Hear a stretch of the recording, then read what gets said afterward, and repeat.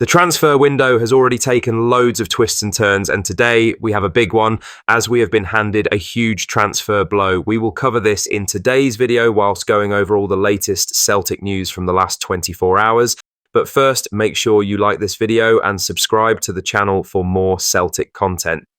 Celtic right-back Anthony Ralston could be set to play for Scotland tonight as Steve Clarke gets ready to make changes for their friendly with Liechtenstein in Vaduz.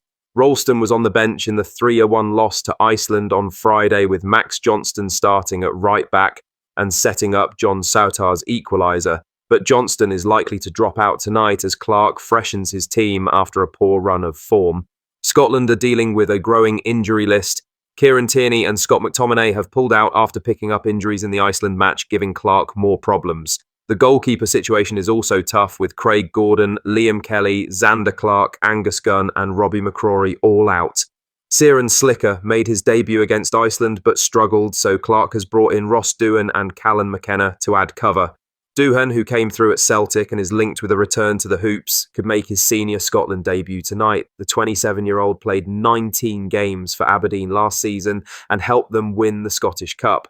His call-up is a good chance to impress both for Scotland and possibly for Celtic as they look at keeper options.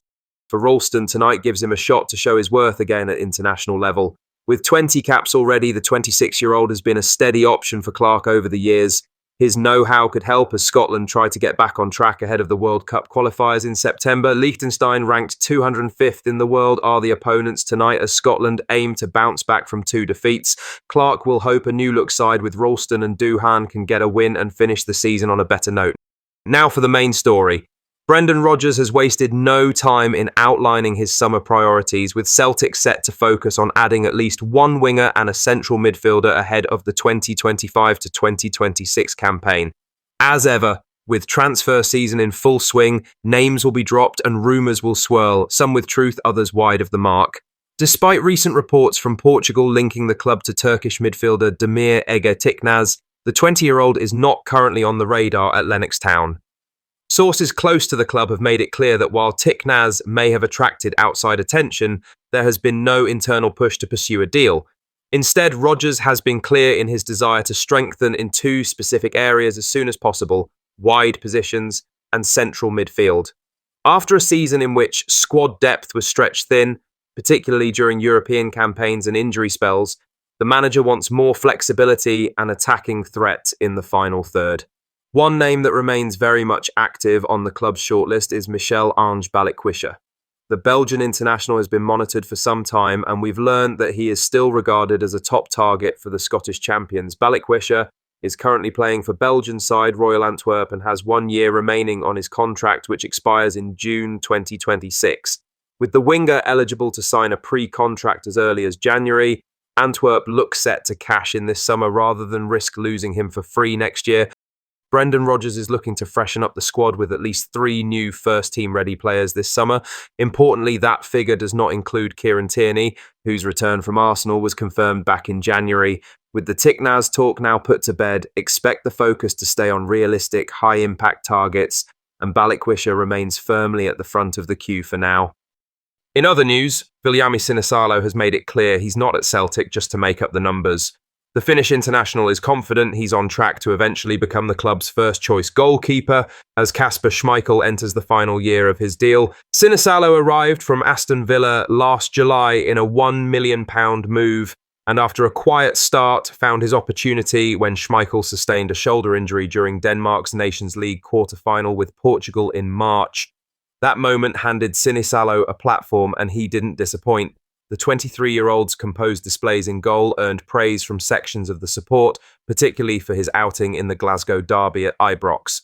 The young keeper stood up to a volatile atmosphere, which included missiles thrown from the stands and helped Celtic to a 1-1 draw. His final start of the season came in a 5-1 dismantling of Aberdeen at Pittodrie, a confident performance many felt warranted a longer run. But it wasn't to be. Schmeichel was reinstated for the final league match at Celtic Park and kept his place in the Scottish Cup final, where an error from the Dane proved costly as Aberdeen lifted the trophy.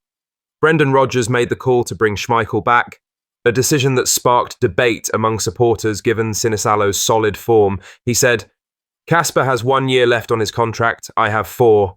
We are proceeding according to plan. I am 15 years younger than him. Hopefully next season I'll get more minutes. I'll just try to play as well as I can when the opportunity arises. We'll see what happens, Sinisalo said. Sinisalo's comments emphasize a quiet confidence. He knows time is on his side and that goalkeepers often mature later.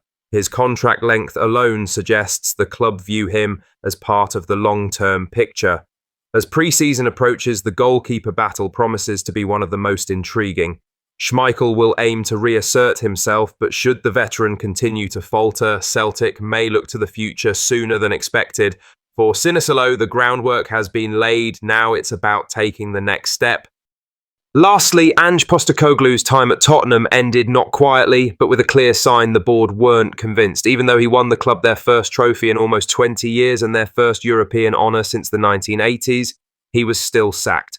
His exit has sparked fresh debate about what really counts as success in football today and whether some managers are given a fair chance. The former Celtic boss, who won a treble and 5 trophies in 2 years at the Hoops, took that same belief with him to Spurs.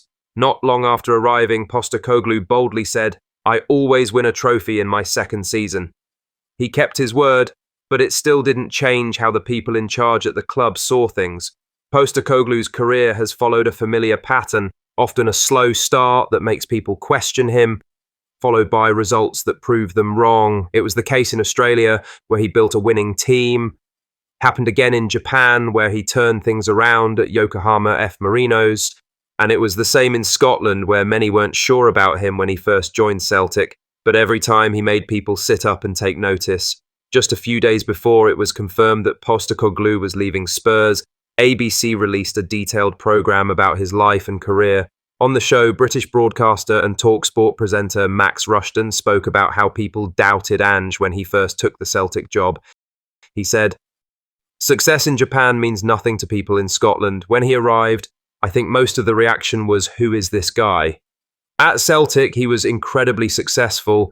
The football that he played was classic Ange ball, very exciting, very dynamic, very attacking. I think he won 5 out of 6 trophies. If you have real success in Scotland, then Premier League clubs do look at you. And in 2023, Ange gets the Spurs job," he concluded. Rushton's comments got to the real issue. In top-level football, how things look can matter more than what actually gets done.